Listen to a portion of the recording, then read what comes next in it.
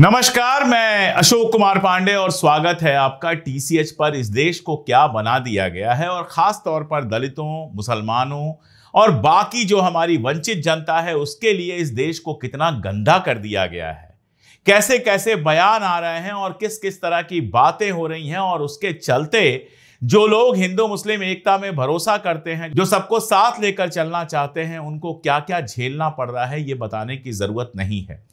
सांसद विधायक तो बड़ी चीज होते हैं, हम लोगों जैसे साधारण लोग भी इस तरह की चीजें लिख दें, कह दें, बोल दें तो तमाशा मच जाता है, गंदगी मचा दी जाती है। हालत यह है कि इकरा हसन, उनके बारे में कुछ बताने की जरूरत नहीं है। कैराना से समाजवादी पार्टी की सांसद हैं, बेहद पढ़ी लिखी हैं, विदेश से पढ़कर आई हैं। उनका पूरा आप अगर लुक देखेंगे, जिस तरह से वो रहती हैं, जिस तरह से जनता के बीच जाती हैं, बेहद सादगी दिखाई देती है उनके अंदर और सबको साथ लेकर चलने की एक ललक और तड़प दिखाई देती है। और सादगी जब मैं अलग से कह रहा हूं तो इसलिए कि उनके पास वो सब कुछ है जिसमें कोई अकड़ अकड़ के चल सकता है। सोचिए, उनके पिताजी जो थे वो कई बार सांसद और विधायक रह चुके हैं, उनकी मां जो है वो 2 बार सांसद रह चुकी हैं, ये छोड़िए दादा उनके सांसद रह चुके हैं। मतलब एक तरह से आप कह सकते हैं खानदानी रईस हैं, दादा, पिताजी, माताजी और यहां तक कि उनके सगे जो भाई हैं वो तीसरी बार इस समय विधायक हैं। कैराना से पहली बार सांसद बनी है इकरा हसन। जिसके पास इतना कुछ हो, मतलब लोग एक बार में विधायक बनते हैं और विधायक छोड़िए, हमारे चाचा विधायक हैं, हमारे मामा विधायक हैं कहकर लोग रौला काटते रहते हैं, बड़ी बड़ी थार और गाड़ी लेकर चलेंगे, किसी को कुचल देंगे, किसी के साथ बदतमीजी करेंगे। और उन सबके सामने अगर इकरा हसन को आप रख के देखिए तो उनका व्यवहार बेहद संतुलित नजर आता है, बातचीत करने का तरीका बेहद सभ्य नजर आता है। ये लगता है कि उनको शानदार परवरिश मिली है, उनको इल्म मिला है, तालीम अच्छी मिली है और संस्कार भी साथ में अच्छे मिले हैं। इकरा हसन जब एमपी बनी तब भी उन्होंने कहा था कि मैं सर्व समाज की प्रतिनिधि हूं, हिंदू मुसलमान का मामला नहीं है, सबकी प्रतिनिधि हूं मैं। और उसके बाद आप देखिए, अभी एक घटना हुई, गांव कुराली छापुर में शिव लक्ष्मी मंदिर है और उस मंदिर के साथ कोई तोड़फोड़ हुई थी। अब देखिए, अगर उनको हिंदू मुसलमान की राजनीति करना होता तो वो वहां जाती ही नहीं। मंदिर का मामला है, हिंदुओं का मामला है, वो क्यों जाए? आखिर जिन्होंने तोड़फोड़ की है वो नाराज हो सकते थे, लेकिन वो वहां पर पहुंची।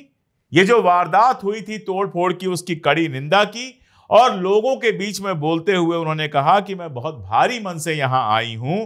मंदिर या आस्था की किसी भी जगह पर इस तरह का जो खंडन है, इस तरह का जो तोड़फोड़ है, उसको बिल्कुल बर्दाश्त नहीं किया जाना चाहिए, ये बिल्कुल गलत है। लेकिन इसके साथ साथ उन्होंने कई सारी बातें की जो उनको लेकर लगातार कही जाती रही हैं।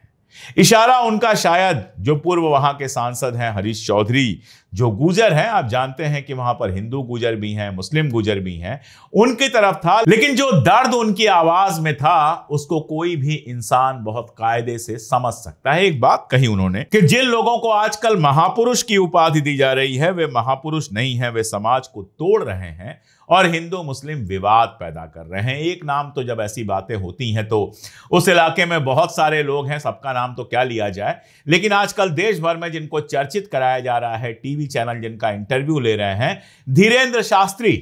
देश का ऐसा कोई कोना नहीं होगा जहां हम नहीं जाएंगे और हिंदू विरोधी लोगों की ठटरी और गठरी दोनों बांधकर या तो देश निकाला करवाएंगे या उनकी घर वापसी करवाएंगे।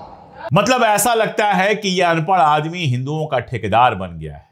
यह तय करेगा कौन हिंदू विरोधी है और कौन नहीं है, और इसकी औकात है कि लोगों को देश से बाहर निकालेगा या लोगों का धर्म परिवर्तन करा देगा।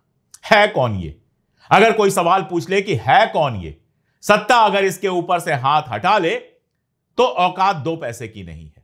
लोगों को बेवकूफ बनाकर, धर्म के नाम पर भाषण देकर असल में धार्मिक विद्वेष फैलाना, धार्मिक नफरत फैलाना इस तरह के लोगों का काम है और ऐसे लोगों की कोई कमी नहीं है। सैकड़ों नाम आप गिना सकते हैं। तो इकरा हसन अगर ये कह रही हैं तो आप समझ सकते हैं उनका इशारा किसकी तरफ है। और अगर वो लगातार ये कह रही हैं कि मेरा अपमान किया गया, तो एक वीडियो आपको और दिखा देता हूं। ये किसी पिंकी चौधरी का वीडियो है। इतनी औकात हो गई है इसकी इकरा हसन की। और मैं सही कहा छोटे भाई ने कि ये जो जिस तरीके से ये कहती है कि मैं गुजर हूं, जिसने तलवार के बल पर सलवार पहनी ऊंची, वो गुजर कैसे हो सकती है?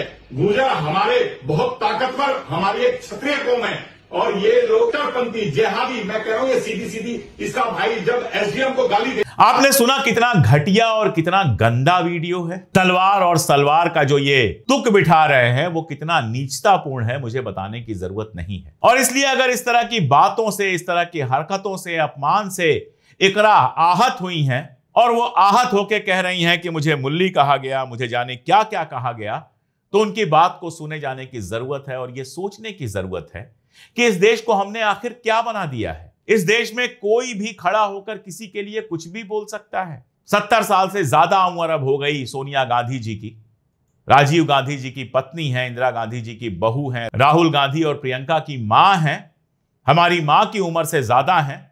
और उनके बारे में आप देखेंगे किस तरह के घटिया मीम बनाए जाते हैं, किस तरह की घटिया बातें की जाती हैं। जो भी विपक्ष में महिलाएं हैं उनके बारे में कितनी घटिया और कितनी नीच बातें की जाती हैं बताने की जरूरत नहीं है।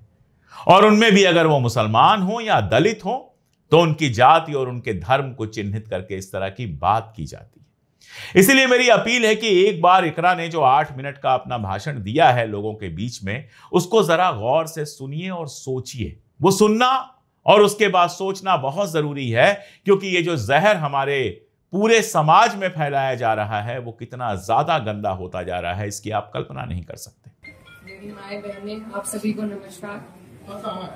आज बहुत ही भारी मन के साथ मैं आपके बीच में आई और एक घटना ऐसी घटी गांव में जिससे सब बहुत दुखी हैं, सब बहुत परेशान हैं। मंदिर का इस तरीके से मंदिर को खंडित करना, किसी भी आस्था की जगह को खंडित करना, ये कहीं भी बर्दाश्त के काबिल नहीं है। और इसकी जितने कड़े शब्दों में वो हम निंदा करते हैं। और जो भी कोई इसका मुजरिम है, जो चले गए, ना उनका कोई हिमायती है, ना कभी किसी ने उनकी हिमायत में फोन किया। और भी कोई अगर आपको इसमें लगते हैं तो उनको भी कड़ी से कड़ी सजा मिलनी चाहिए। मेरी ये आप लोगों से बस इतनी विनती है कि यहाँ पर पूरा गांव है हमारा, हमारे पक्ष के लोग भी हैं, विपक्ष के लोग भी हैं। एक तरीका होता है आलोचना करने का, एक तरीका होता है विरोध करने का, और विरोध से किसी को आपत्ति नहीं है। लेकिन जो जिस तरीके की भाषा का उपयोग किया गया, जो चीजें कही गई धर्म के ऊपर, बिरादरी के ऊपर, महिलाओं के चरित्र के ऊपर, क्या हम पूरे देश में ये संदेश देंगे कि ऐसा हमारा समाज है, ऐसा हमारा इलाका है? ये मेरा आप लोगों से सवाल है। मैं जब चुनाव जीती थी तो मैं इतनी खुश थी, इसलिए नहीं कि मैं जीती, इसलिए कि मुझे सर्व समाज ने, सर्व धर्म ने, सर्व जाति के लोगों ने मुझे अपना वोट दिया था। मेरे लिए उससे बड़ी उपलब्धि जीत की नहीं थी। और हर जगह आप देखेंगे, अगर मैंने कई बार ये बात कही कि मेरे लिए सबसे बड़ी उपलब्धि है कि मुझे सबने वोट दिया, सबने अपना आशीर्वाद दिया, अपनी बेटी माना, अपनी बहन माना, और आप सभी मेरी हिम्मत हो। आज अगर इस तरीके की बातें हमारे क्षेत्र से उठेंगी तो मुझे बहुत तकलीफ हुई, शर्म आई मुझे कि मेरे अपने, जो मेरे मामा हैं, नाना हैं, भाई हैं, आज उनके बीच में ऐसी बात हो रही। और ये सिर्फ मुझे गाली नहीं है, मेरे इलाके की, मेरे समाज की, मेरे इस इलाके की जितनी भी बेटियां हैं जो मुझे ये आके कहती थी कि दीदी हम भी आपकी तरह आगे बढ़ेंगे, हम भी आगे निकलेंगे, उन सब के कदम इससे डगमगाएंगे। और मुझे ये बात बर्दाश्त नहीं। मेरे पे तरह तरह के सवाल उठाए जा रहे हैं। मैंने कभी धर्म की राजनीति नहीं करी, कभी जात बिरादरी की भी नहीं राजनीति करी। मेरे लिए सब मेरे अपने हैं। जहां जिसे मेरी जिस वक्त समस्या होगी, जिस वक्त मेरी जरूरत होगी, मैं वहां पहुंचूंगी। मेरा परिवार बहुत सालों से, लंबे अरसे से राजनीति में है, आप लोगों के आशीर्वाद से। और हमारे वहां पर बाबूजी हुकुम सिंह जी का परिवार और हमारा परिवार लगातार राजनीति में रहा। कभी वो जीते, कभी हम जीते। लेकिन मैं आज उन्हें नमन करते हुए आपको ये बताना चाहती हूँ, कभी ऐसा नहीं हुआ कि किसी ने किसी पर व्यक्तिगत टिप्पणी करी हो, किसी ने किसी को इस तरीके की ओछी बातें कही हो। तो वो एक राजनीति का स्तर था। और आज जो राजनीति का स्तर हम लेके आ रहे हैं, मेरे काम हो सकता है लोगों को पसंद ना हो, बिल्कुल 5 साल बाद मुझे आपके बीच में आना है। मैं किसी आपकी कसौटी पे खरी नहीं उतरी, मैं वोट मांगने की भी हकदार हूं और आपको देना भी नहीं चाहिए। लेकिन अगर कोई आपके इलाके से कोई लड़की अगर हौसला कर रही है, आगे बढ़ रही है, तो क्या उसे गालियां मिलनी चाहिए? क्या मैं आपके समाज की बेटी नहीं हूं? ऐसी ऐसी बातें रोज देख देख कर कि इन्होंने तो धर्म बदल लिया था, ये तो सब हमारे इतिहास का हिस्सा है। इसका जवाब मैं दे सकती हूँ या कोई और दे सकता है क्या? मुझे किसी ने कहा कि अपने पिता की तरह कभी कभी खनक आती है आवाज में, तो मैं वो बात बदल नहीं सकती। मेरे खून में शामिल है, बिरादरी भी खून में शामिल है। निकाल लो, आप निकाल लो मेरा खून। लेकिन इस तरीके से ना तो मेरे समाज का ना मेरा सर इस तरीके से ना झुकाओ सारी दुनिया के सामने ही। मेरी आप सबसे अपील है हाथ जोड़ के। मैंने कभी नहीं कहा, कभी नहीं करी मैंने धर्म की राजनीति, ना मैं करूंगी। बहुत आसान है अगर मैं सिर्फ मुसलमानों की बात करूं, बहुत आसान है, मुझे कहीं भी नहीं जाना। हिंदू मुस्लिम सब करने बहुत आसान है, लेकिन मैं करना नहीं चाहती। आप सब मेरे अपने हो और मैं करूंगी भी नहीं। कोई कितना ही थकियाए, ये मेरी कसौटी है और पूरे 4-5 साल जो भी मेरा टाइम बचा है उस पर मैं खरी उतरूंगी। मैं कभी भी इन लोगों से दब के उस रास्ते पे नहीं चलूंगी जहां ये मुझे चलाना चाह रहे हैं। मेरे इलाके ने जो हम सबका सर ऊंचा करा, दिल्ली की मीडिया तक ने इस पर रिपोर्ट बनाई कि वहां से ऐसा उदाहरण पेश हुआ है कैराना से। ये उस उदाहरण को तोड़ने की और सिर्फ अपने लालच की, सिर्फ अपने लालच की राजनीति में जो लोग इस तरीके से समाज को तोड़ रहे हैं, तो वो पहले मेरे पत्थर मारे, मुझे गाली दे, मैं सबसे आगे रहूंगी, लेकिन मैं इस काम से हटूंगी नहीं। आप सब मेरे अपने हो, मैं किसी को नहीं छोड़ूंगी। और ये जो लोग हैं, जो बात अभी मामा जी ने कही कि ये जो लोग हैं जिनको आजकल महापुरुष की उपाधि दी जा रही है, महापुरुष अगर कोई है तो बाबू हुकुम सिंह जैसे लोग हैं। ये नहीं है जो समाज को तोड़ रहे हैं, जो हिंदू मुस्लिम का विवाद पैदा कर रहे हैं। हमारा ये गांव, आसपास का जो इलाका है, सबसे पहले अपना पड़ोस होता है, बाकी चीजें बाद में होती है। और जब पड़ोस में इस तरह की नफरत भर दी जाएगी, बो दी जाएगी, तो बताइए हम कहाँ जाएंगे?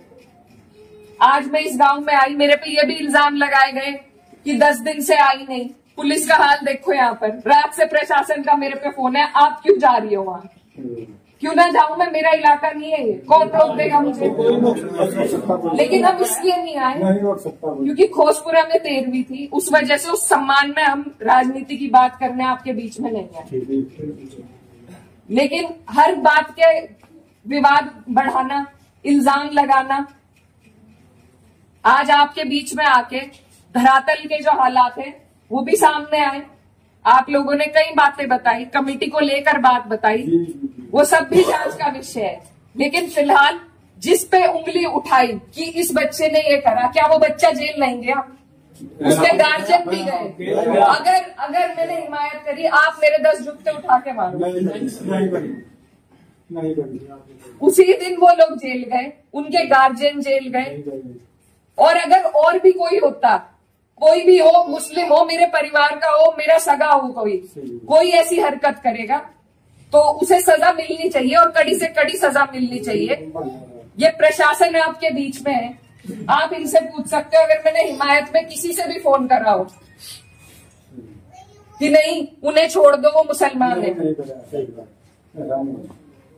लेकिन मुझे इतना अफसोस हुआ। सुना आपने?